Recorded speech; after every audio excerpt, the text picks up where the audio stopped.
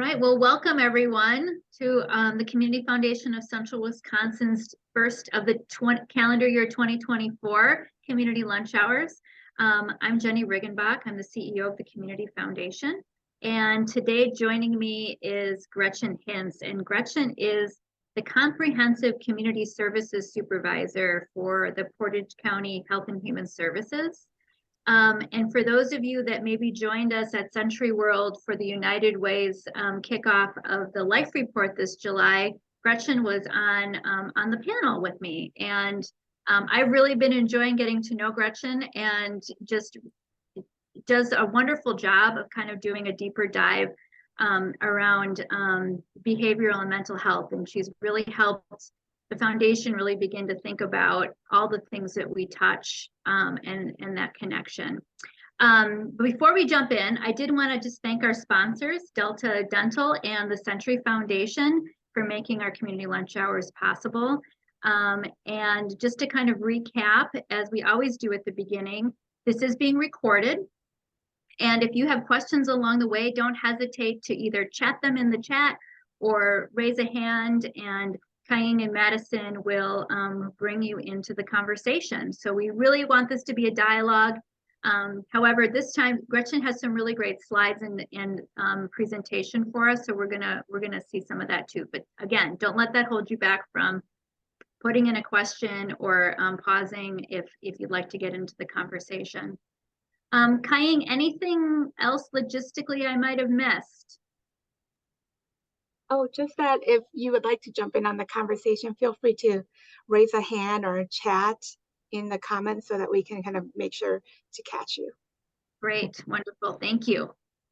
All right, I'm going to just start us. We thought this might be just a really great opportunity to, as many times as we can, we want to put in a plug for PC Conduit. And this is the data platform that the county invested in, Portage County invested in alongside the Life Report this year, to really give people that are funding programs like the Community Foundation or organizations that are writing grants or even thinking about their own planning, a place to seek out good data and being able to measure progress.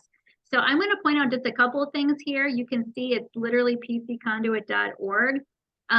But if you go to tools and resources, you can find ALICE information, which is the United Way's asset limited income constricted employed and employed.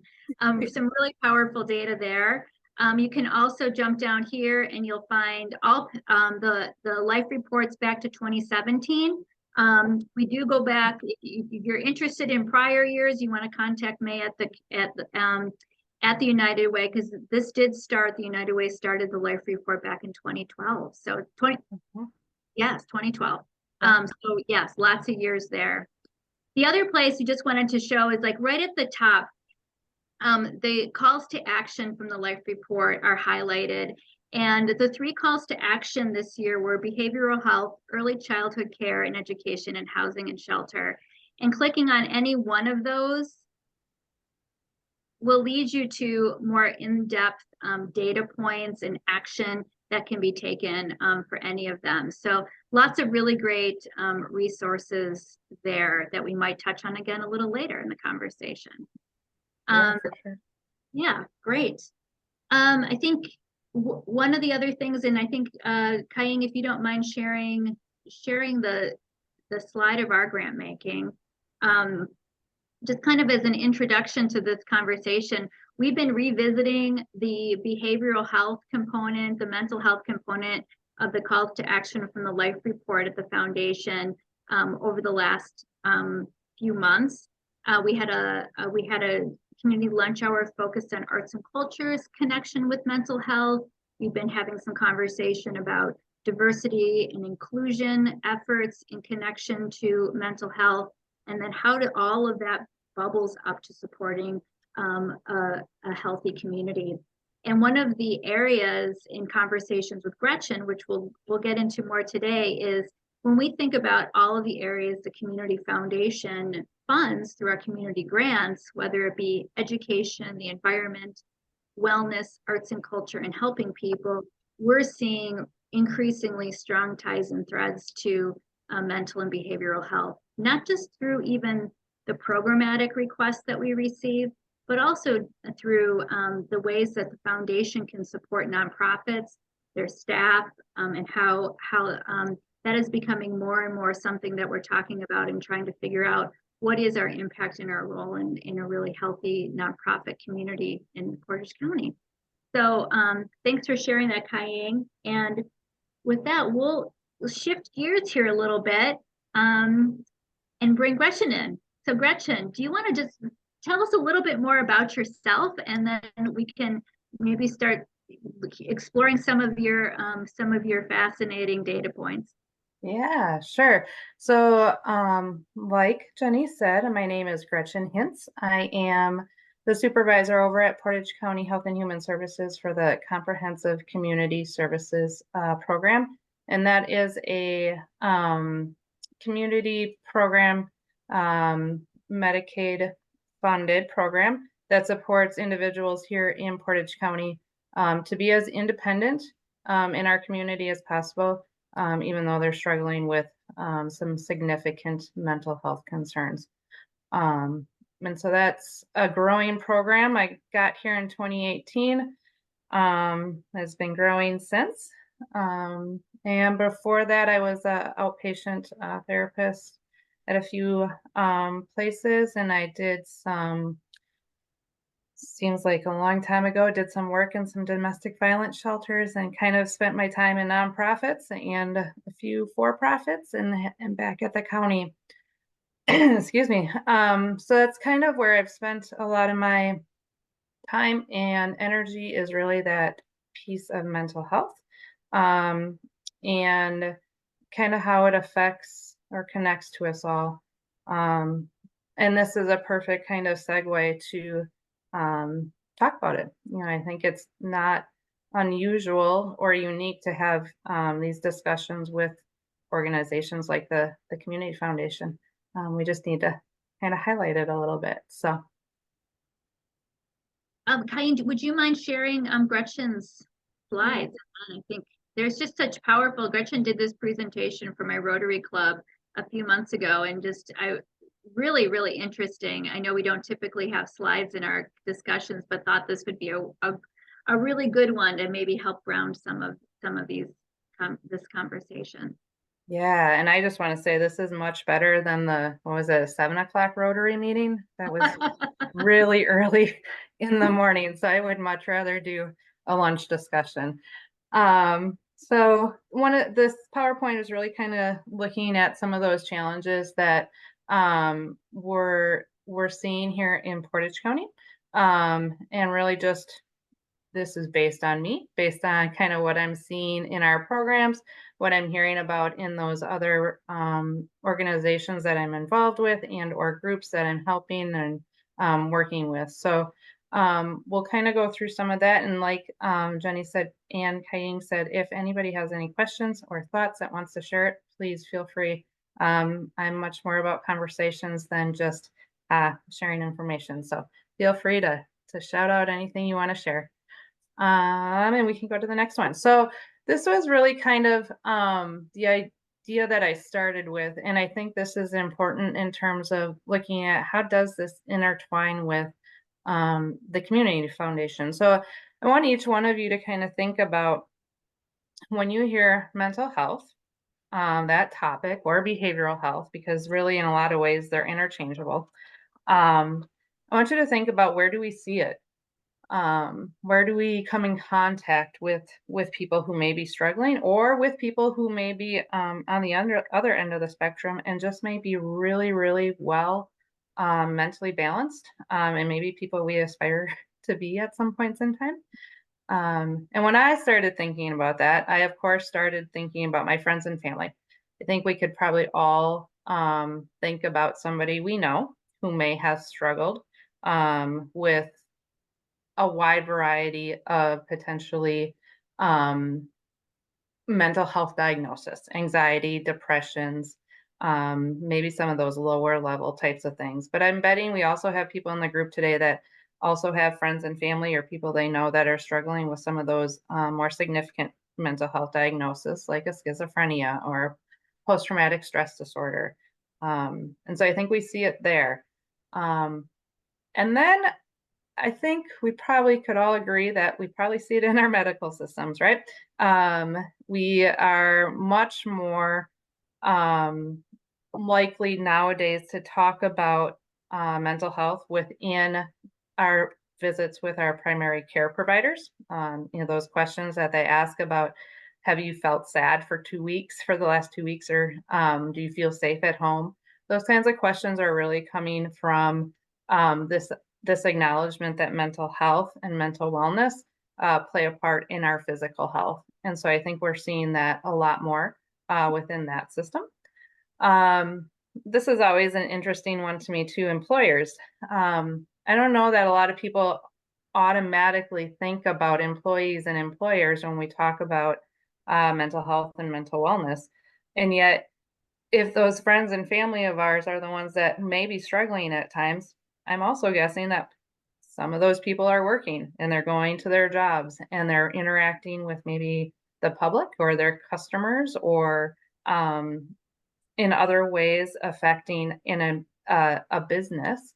And so for employers to be aware of mental health is a really important piece. And then looking at all our government, right? We have lots of government programs, we have lots of laws, we have lots of judicial pieces, and it goes all the way down from our city ordinances, or up, I guess, from our city to our county to our state and all the way up to the national level. And we see mental health in our education systems. I'm betting most of you have heard about the research coming out post-pandemic that there's a higher level of anxiety, there's a higher level of depression. Even some of our local YRBS data from our high schools are showing that there was an increase in suicidal ideation and significant planning for suicide post-pandemic kind of world. But we also see mental health in the way of, oh, yep, go for it. I just wanted to could you just break down what YRBS is? Yes, and absolutely. Yeah, what that would, because it's very fascinating. Yeah. So YRBS stands for Youth Behavior Risk Survey. And it's a survey, I want to say that's given yearly. It may be every other, but I think it's yearly at this point. And it's given statewide, 9th grade through 12th grade, I believe. And it's a survey that looks at a ton of different stuff. So it goes, from alcohol to smoking to sexual relationships to mental health to studying to plans for beyond school, all sorts of different kinds of driving, reckless driving, those kinds of things, all different types of topics. And school districts can then use that data, to develop programs to assist students in different capacities. But it's nice because it's our local data, and then it's compared. You can do the comparative to the state data, which is interesting sometimes. But kind of like the PC conduit, local data is really important. And you don't always get large scale local data because it's really hard to pull off. And so when a big organization like the DPI, Department of Public Instruction, puts that out and helps with that, it can be really nice to have that data. And so that's where some of the most recent data about the anxiety and the depression and the suicidal ideation was coming from. And I'm pretty sure that was in the life report pieces too, which can be found on the PC conduit, right? So it's good information if you ever want to take a look at it. It's kind of interesting to see how it's comparing year to year and across local to state numbers. And pretty troubling to really understand what our youth have been going through over the Yeah. last few years. Mind just restating some of those points? Sure, I can. So the one that I was looking at, if I can find it here quick, was really the suicidal piece. And it was looking at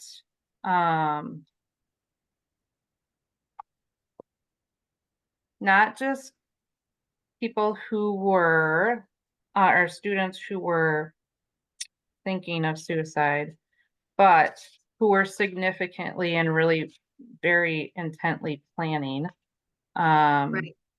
a suicide. Jenny, do you happen to know where it is in the? That's, we can, why don't we'll find it. I was just thinking I had interrupted you. I'm sorry, Gretchen, through your No, flow. that's okay. I just had the brief one that it was up from the last. It's pretty up, it was up pretty substantially and, Yep. yeah. So I'm sorry, I just interrupted okay. your flow there. Was trying to help you get back to it. That's okay. We're good. So back to, we see it in our education systems, which is where the YRBS stuff comes from. But I'm curious what other people are thinking of in terms of where we might see mental health. What other institutions, what other kinds of programs, intersections where people might run into mental health within Portage County. And please go ahead and type some Yep. things in the chat as they come to mind. So, yep, I see senior homes. Yep, for sure. Churches, absolutely. Yep. And those artists, boys and girls clubs.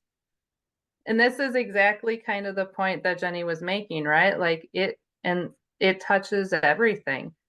Churches are a great example. We have a variety of different churches around our area. And depending on what a person's faith is or where they grew up or what they grew up with, they may feel really connected to a church and have mental health, and they may feel really disconnected from a church and have mental health. Senior homes are a great example of that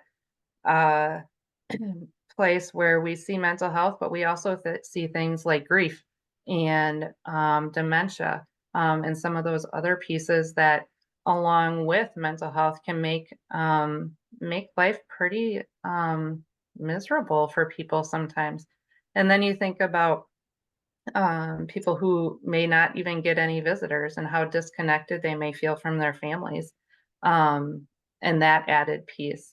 So yes, absolutely. I think it's a good example of retirees. Absolutely. I think we all think somebody's going to retire and they're going to ride off blissfully into the sunset and just enjoy the rest of their lives.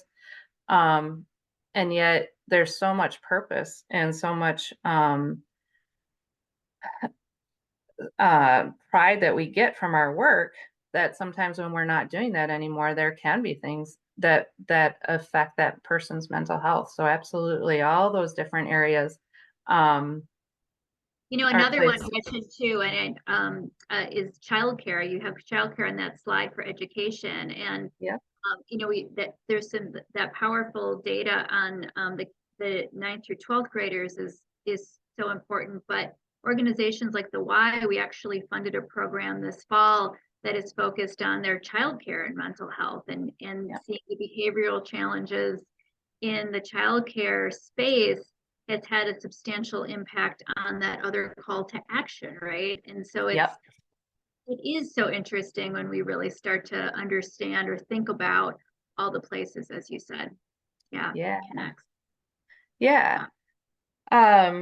So as systems have shifted way back, and this is so funny to say, way back in the 1900s, 1970, which like doesn't seem that far, but my kids hear me say 1900s and they're like, oh my gosh. So way back in the 1970s, there really was this push to move mental health treatment out of hospitals. I think there's probably some visions and movies from a long time ago where somebody was struggling with mental health, and they got hospitalized and they were there for a very, very long time. In the 1970s, 80s, 90s, that started to change, and really what the focus became is community treatment. And so we're seeing more of that. When the hospitals started to close, people came out of the hospitals, they went back to their communities, and we really had to set up treatment programs. CCS is really one of those types of programs. We treat people within the community because really their families are here, their friends are here.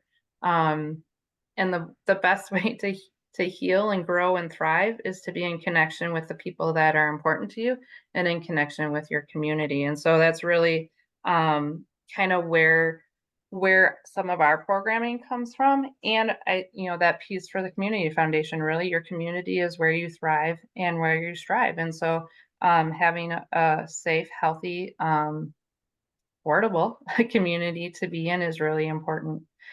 In Portage County, we have a ton of programs. We have a ton of groups that are all working on how to support our population that are really struggling with mental health, and then how to even bring awareness to maybe some of those groups that are groups and or people who are really doing a lot of good work in helping people have the skills necessary to get through and to move on. So things like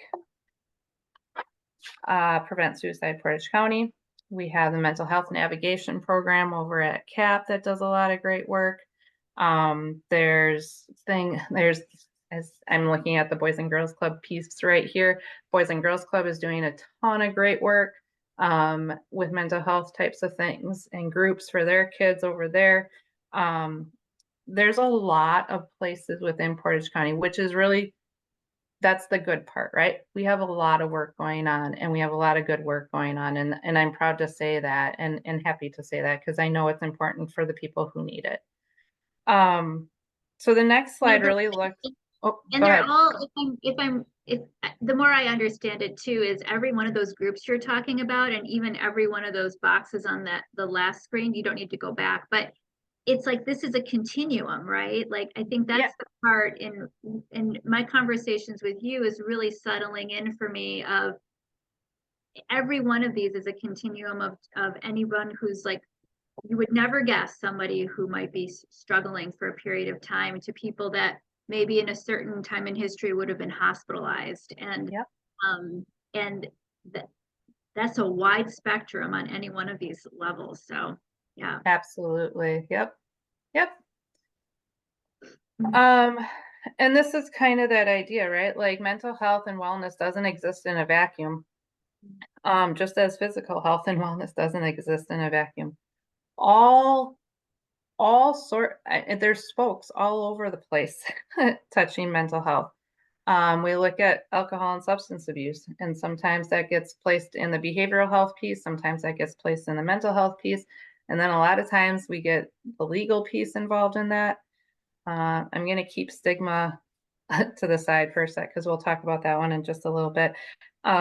We have very significant and important events that happen in our communities and in our countries and in our world, and how the media covers it often has a impact on how people view it and how people feel about it, which also then affects our mental health. Legal involvement, absolutely. There's certain pieces. There are lots of laws here in the state of Wisconsin that are particular to mental health. Some of them can be really frustrating for families who really want to see their loved one get treatment, and can be really frustrating on the other end if you're the one struggling with mental health and you don't want treatment, because really Wisconsin has a very strong belief in people's rights, the individual's rights. And in this way, just as a person has the right to choose whether or not to seek out medical care for a strep throat or a broken leg, or cancer in some ways, people have the right in Wisconsin to seek out or not seek out mental health treatment as well. And there can be a lot of contention that sometimes comes from those places. Trauma certainly affects mental health. And we have had a long and increasing discussion about trauma-informed care within Portage County and within the state of Wisconsin. And I know we're making good movement on that. But really the idea is what happened to you, what's going on, what happened, instead of what's wrong with you. And that kind of goes into that stigma, and we already kind of touched base on it. If you think back to those movies in the 1970s, right, there really are those hospitals and people in rooms with pads all over them, and that's the stigma, right? That mental health really kind of separates people from others. If you're struggling with mental health, there really is a huge stigma that goes with that at times. And so those are just some of those folks. Safe, secure, affordable housing. A lot of times, and I know that's one of the life report pieces too, is mental health can show up in housing applications at times. It can show up when people are getting evicted. And then it can show up in places like work and work history, and then not being able to afford housing because of an inability to work consistently and things like that. And those are just kind of some of the big ones. But like we talked about with all those other areas, you see it, mental health really does show up in a lot of different places. I know Jenny had talked about it too, that ALICE report, which is the asset limited income constricted employed. And that's those people who are working and they're above the federal poverty level, but they're also below the basic level, like the basic standard living costs. And so they're in this middle part. And it can really be a struggle, and the effect that can have on somebody's mental health is huge as well. And the interesting stuff that I just kind of have started learning more about is this idea of loneliness and how mental health and loneliness and connection to community and people around us is really impacted. And it's interesting to kind of see how you can't just separate out mental health, just like you can't separate out physical health. It is part of a person. It is part of what they have going on in their everyday life. And to take it and just make it one topic all on its own really does a disservice to the topic. And so I am glad that people are starting to have these realizations, like Jenny just kind of talked about, of how prevalent it really is for people in our community. So, and in looking at that, we can go to the next slide, because this is directly from the Portage County Conduit and then the life report. And the data is showing that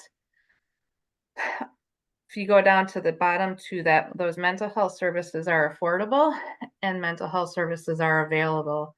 And it was really interesting to me that 65% of people in Portage County, because remember, this is directly Portage County data, which is really important.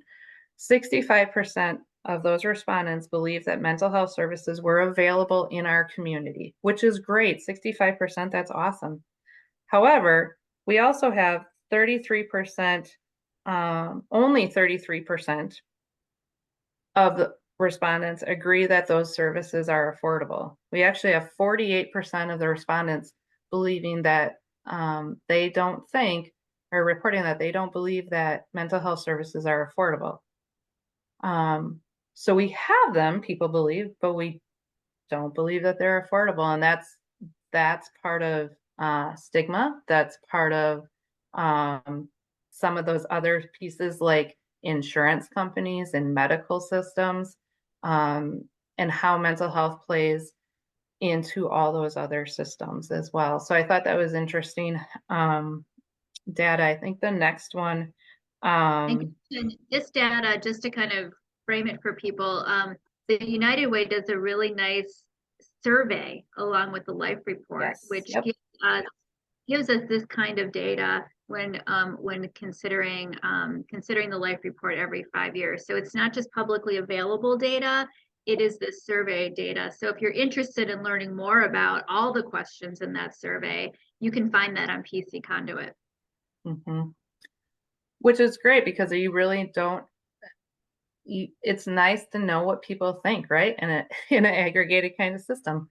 And I know Way works really hard to make sure that they're surveying diverse populations and getting those responses from a wide variety of people so that it is representative data and valid data for our area.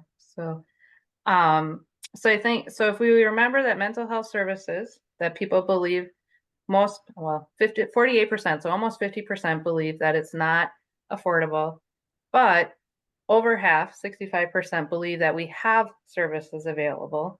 If we can go to the next screen, the interesting part then becomes what are people doing? How are they getting help? Are they getting help when they think they need it? And so these two kind of stuck out for me in terms of looking at from that data that the United Way had gotten from the surveys that for the households that reported, 75% of them didn't struggle with mental health, but 25% did. And then of those, the reasons why people didn't seek out care. And I thought this was really interesting because there's things in here that, sorry, I have to move some things on my screen so I can see it. There's things on here that we can really affect change on, right? Like things like didn't know how to find a provider. United Way has the now I can't think of the website. They have a website. Oh, peace of mind, Portage County. Yes, there you go. Peace of Mind, Portage County, that has a list and has a way to search for mental health providers in Portage County. So we have a way to work on that. What is it? 23% of people didn't know how to find a provider. We have a way to work in some ways on that distance and transportation one. A lot of not good things came out of COVID, but a lot of really great things did come out of COVID. And one of those things is telehealth for mental health, where you can access psychiatrists, psychologists, therapists through telehealth. So that means that people in rural parts of our state actually can have more access now than they did before. And so that's one way that we can work on that issue. No available appointments. Some of that is due to we don't have enough providers. And so there's definitely areas that we can work on in terms of like Aspirus or our medical groups. If they're out there recruiting for those positions, we can make it known that we need those services here in our community. But the one that kind of threw me off was the 21%, that little yellow piece of the pie that chose not to seek. And I really wonder about that piece. I wonder about the stigma that impacts somebody's choosing not to seek a mental health provider or services when they think they need it. I wonder about what that family narrative might be in terms of suck it up, pull yourself up by the bootstraps, just get it done. Again, that's that kind of stigma piece. And so I think for me, that's one of those areas that I see certainly an area for more awareness, for more stigma work, because a lot of times people can work through that on their own. And sometimes they need a little bit more support, and that's okay. And I think that's a piece that we need to really make people aware of is it's okay to seek out those mental health providers. It's almost more than okay. It's like, it's something we can really do, right? It's Yeah. like, I loved what you said a few minutes ago, like we can affect change. Well, we can affect change. Some of us can affect change on those system levels, like you described, like helping to encourage more providers and more, different thresholds of payment. But we can all affect change in terms of making it okay Yep. to seek out help and to have a down day or to have somebody to check in with. So yeah. Yeah. And that's, when I think about like from that first slide, when we think about employers, Mhm. there are a ton of employers within Portage County that do really great work supporting their employees' mental health. They have things like mental health wellness days instead of sick days, right? Like you can take a mental health day. They do things like um, have days where their staff can go volunteer places at places that um, make that employee or are really important to that employee. Angela, I do see your question, so I'll get back to that in one sec.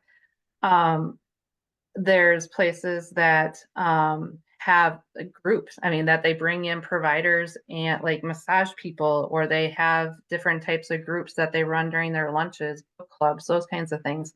Um, that really all works towards having people really have a balanced mental health within their work environment. Um, and then to Jenny's point, we all work with people, right? So if we see people who maybe aren't engaging in some of those things, or that may be struggling with things, how are we then taking that upon ourselves to say, hey, I noticed this, or I'm a little worried about you. Do you think you might be interested in maybe talking more or checking in with them more, or whatever it may be? Because yeah, we all have that individual piece um, for affecting change as well. Gretchen, Uh, another piece on affecting change before we get to Angela's question on yeah, data.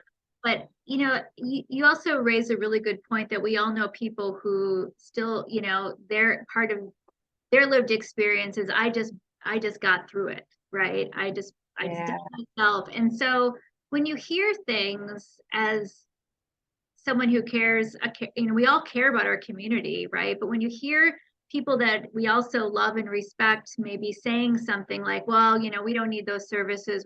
People need to just, pull themselves up, whatever. Do you have any suggestions on things we could, things to say in a caring way that sort of redirects that? Because that is also affecting change, right? Like just generally, how do we move away from that being the primary way of communicating around mental health, to yeah. different. Yeah, so a lot of times what I say is, so somebody says, "Well, I just got through it on my own." My usual response is, "Wow, that must have been really hard and lonely." Oh, yeah. Um, and then sometimes you get a response back. But I think it's just like it's that process of acknowledging that maybe they were probably able to do that, and it was probably hard. It's probably really lonely. And I wonder if had you worked with somebody else, might that have been a quicker and less hard process? Yeah. Yeah. Um, yeah, and or things like, yeah, that must have been really hard and lonely. I wonder if you would want things to be different for your grandchild or your child when they're struggling with something. Um, and so I think it is important to combat that because it really is the stigma part, right? Mhm. Um, and yeah, it's an interesting piece to challenge sometimes. I think But I the other love thing you can, your suggestion though is challenging it with love, right? Like, yeah, yeah, and that is what's going to change. yep, Uh, yeah. yeah, So thank you for that. Should we go to yeah. Angela's question? So we We don't. can. Yeah, I don't have the specific data on it. I know mental health navigation through CAP services does a lot of calling around and helping supporting people to get into providers. We have heard for just so in our CCS program, we contract with providers for therapy and for psychiatry. And even with the contracted providers that we just hold for our clients, we're sometimes out to a 3-month wait list. Unfortunately, Right. psychiatry around here is I'm gonna not good. interrupt you for just a second, just in case some people don't see the question. Let me just, Oh. so the question is, do we have any data on average wait times for adults and youth waiting to see a mental health provider? Sorry, Yeah. go ahead. Yeah, no, thank you for that. Right, so like I said, mental health navigation would probably have more specific data, but we are seeing things about 3 months out. Psychiatry can get sometimes even more, sometimes 6 months out, which is where those telehealth options really come into play. We have access to, I don't know, Dr. D. He's a psychiatrist that used to be around here in the Wausau area, but moved out to California and really sees everybody telehealth wise. And that's been huge because when he moved, we didn't lose a provider. It just changed how the service was provided. We have lost a few, we had a kid psychiatrist that was at Aspirus, and she left our area this summer towards the fall. So we do not have any specific child psychiatrist here in our area. That's one of the things the life report touches on too. I think we're considered I don't know what the word is, but we don't have access to people. I think it was like mental health providers in Portage County. It's a ratio of one provider to every 790 people. And I think the state is like 1 to 400. Yep. Yeah. So we are, I think that it's called a provider desert, I think is the terminology. So in terms of mental health, we certainly are that desert. We don't have a ton of it. Which makes things like our CCS program through the county so valuable, is because we have access to other types of services that are also treatment, but not necessarily your sit down, talk to a therapist. I think we all probably have images of people laying on couches and talking to a therapist who's sitting behind you. And I will assure you that is not how all therapy goes. But there's other things that can, treatment wise, that can affect somebody's mental health. And a lot of things that can affect somebody's mental health that are not paid for services, right? Like when you think about, actually, we can go to the last slide because this is kind of like, what do we do about all this?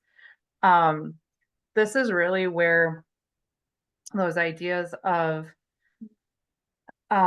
what can we do on an individual level, because some of those pieces we can't affect change. And I will try to make changes to federal laws, but I don't know how far I'm going to get with that. But I can affect the people in my circle. And I can affect how I respond to somebody's stigma talk. And I can work towards helping other people understand mental health. And so I think the pieces on here, again, I have to move stuff, so give me one sec, are some of those kind of takeaways of, we know that mental health is not in a vacuum. We know it's not all severe, because it is on a continuum. We might have somebody who has lost a loved one, and that grief is just so much to handle sometimes, and maybe they do slide into a depression and have some anxiety with it. And through those connections, through maybe some formalized treatment, they work through their coping skills and they move on, and maybe they never suffer from depression again in their lives. So that might be a one-time thing. And that can be on one end of the spectrum. And then we have people, like I said, who are really struggling with those significant diagnoses, schizophrenia, bipolar, those things that really, really impact a person's ability to be in reality at times, and to to do the things that we kind of all believe are necessary to do every day. Get up, work, bathe, shower, feed ourselves, some of those really important independent living skills. When people are struggling on that higher end of the spectrum, those can be really hard. And so um, one of the things that I think is really important in these pieces of what we can do is, no matter where somebody's falling on the spectrum of struggle, these pieces can be important, and a way for people to kind of approach those situations. So that first column is really that seeking to understand, asking questions. That's why you guys are here today too. You want to know more. You want to see how that fits into what you believe and what you understand of the world right now. And I believe those are good stewards of our community, people that want to know more. The second piece of that is confronting your own bias and potential barriers that could affect how you view that topic. Do you, and I'm not saying anyone here does, but do you believe that those hospitals still exist and that people stay there for years and years and years and years? If you do, does that affect then how you might approach somebody who you may see muttering to themselves on the street someday? Or do you have a view of people that comes from your family, and kind of like that pull yourself up by the bootstrap stuff?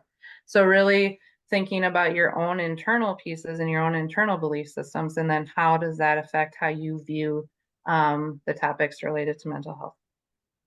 One thing that I always really encourage people to do is talk to people you wouldn't normally talk to.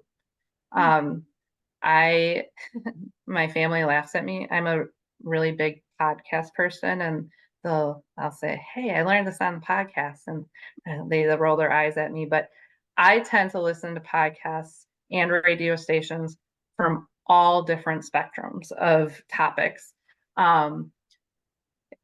because I want to know, and I guess this kind of goes into those asked questions. I want to know kind of different perspectives. I want to challenge what I think I know versus what other people think they know, and where do we meet in the middle, and we're like, oh yeah, that makes sense on both sides.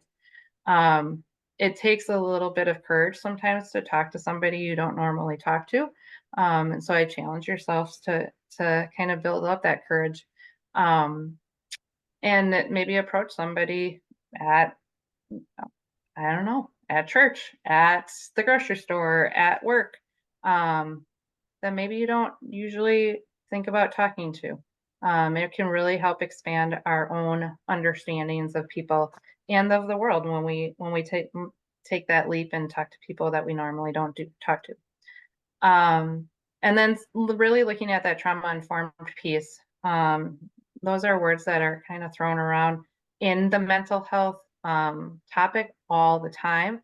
And so really taking the time to understand, what does trauma-informed mean, and how could that impact how you approach something, how you build a program that you're working on, how you request a grant. All those different things could be really impacted by your understanding of what trauma-informed pieces are. Then I'd really challenge you, this next one is kind of that internal piece as well. So be a good role model. And this kind of goes to Jenny's comments about childcare. What we have watched in the last maybe decade, 5 years, 10 years, is really a huge push in childcare to focus on social and emotional skills, and building up kids' emotion language, building up kids' ability to understand social concepts and how to get along with people and be friends and all those kinds of things.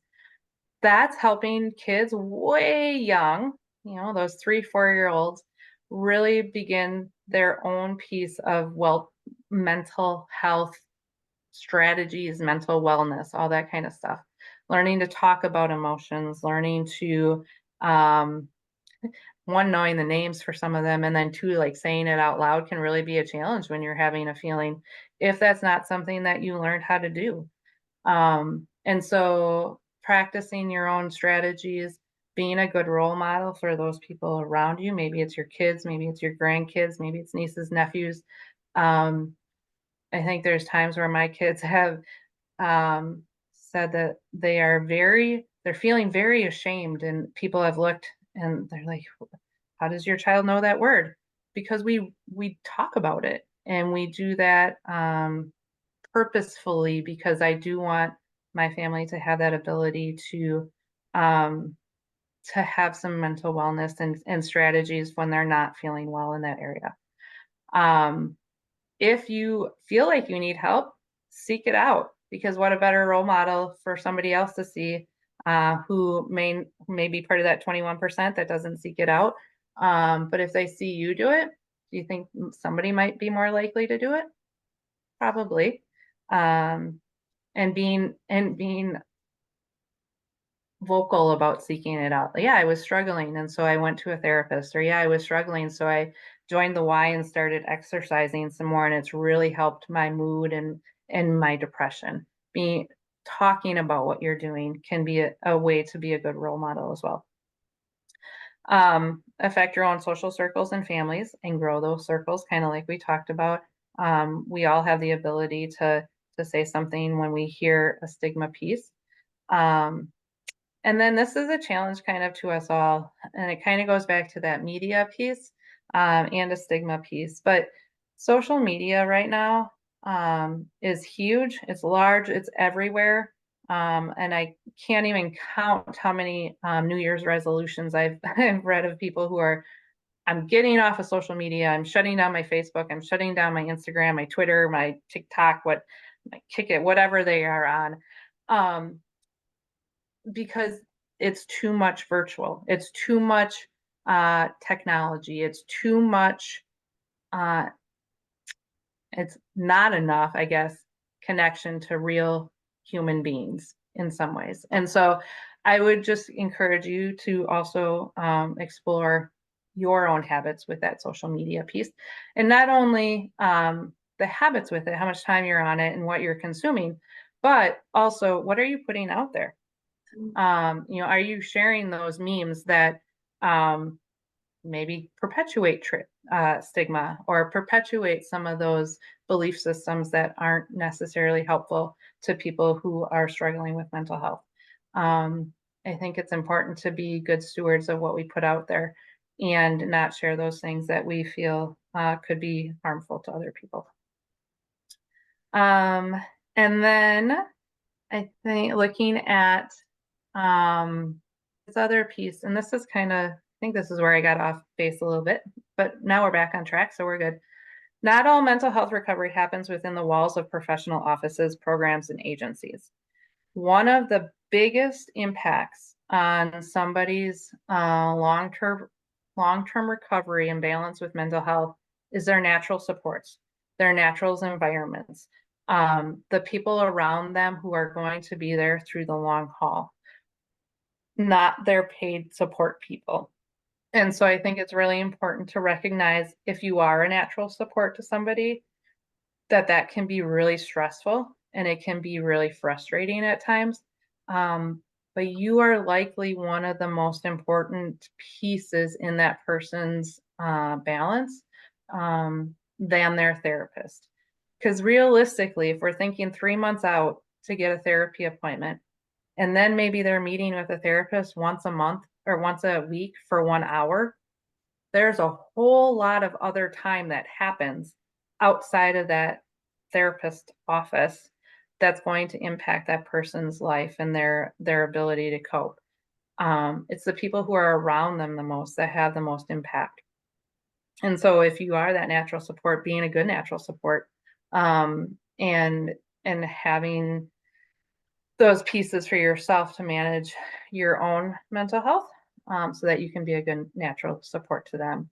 But one of the pieces that our CCS program really highlights is, again, that all of those services take place in professional offices.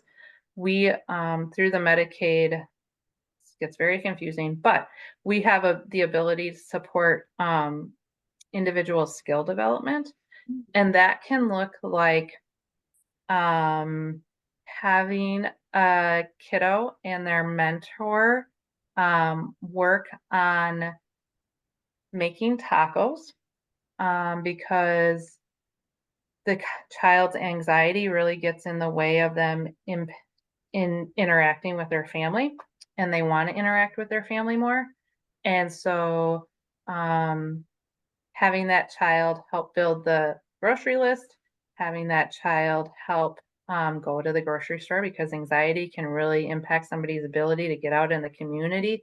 And this could be for a child or an adult, to go to the grocery store, to pay an actual cashier, and bring the groceries home and make something, maybe that they haven't learned the skills how to cook yet, and then sit down with their family and eat a meal that they've made, is huge for a kid or an adult without those skills.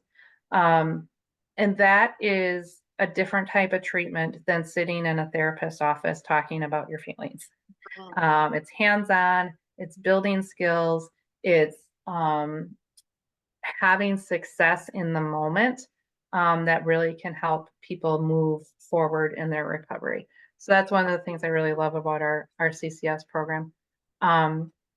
Let's see what else is on here. Community and connection can happen on a large and small scale. So this is where some of that loneliness research is coming in right now. It's this idea of quote unquote consequential strangers. And the idea is that when we go out and about in our community, there's always things going on, right? Like there's kids playing at the park, or there's other people in the grocery store, or the cafe that we stop in to get our coffee in the morning. And it's that there's people around, and we may not know them, but because of all that stuff going on around us, we feel connected to our community and to that place and to those people. And excuse me. And I think during COVID, that's probably one of the pieces we were able to connect with our family for the most part through virtual means, and maybe sometimes in person. But parks were closed and swimming pools were closed, and people were not able to go to the library or things like that. And it was missing kind of that community connection, which really kind of is interesting, because they still were connected to their people, right? Their one and onlys, and their families and their parents and things like that. So just the stuff that goes on in community can really help connect people to it. So that those arts and wellness pieces, the Levitt AMP series, like think about how many people go down there and somebody struggling may never even talk to a single person down there, but they may just go listen to the music and see all of that. And really it can have an impact on their thought process that day, and on their sense of community and connection, which is huge. Well, Gretchen, we're almost at noon. I think Yeah. that is going to be a really great place Perfect. for us to stop this conversation. And it's again fascinating. I would encourage all of you, Kaying, if you don't mind letting me share my screen one more time quick. Okay. Go ahead and take a look. I just want to point out a couple of things on PC Conduit again that Gretchen touched on. Under tools and resources, Peace of Mind Portage County, if you're interested in learning more about that. Life report that we talked about, the youth risk of behavioral surveys is here. There's so much here. So really don't hesitate to check that out and see how you can further your own information gathering on this topic. Gretchen, I want to thank you so much for joining us. I could listen to you all day, and I hope others enjoy this as well. Next month, on February 8th, we're going to be joined by Sammy and Ann from ODC, who they are going to both be here to talk about March is going to be Disability Awareness Month. So we're going to get ahead of that a little bit and learn more about ODC and how the Better Together volunteer network, what it is and how it's growing and ways that folks can get involved there. So we hope you can join us then. And again, thanks everyone for being with us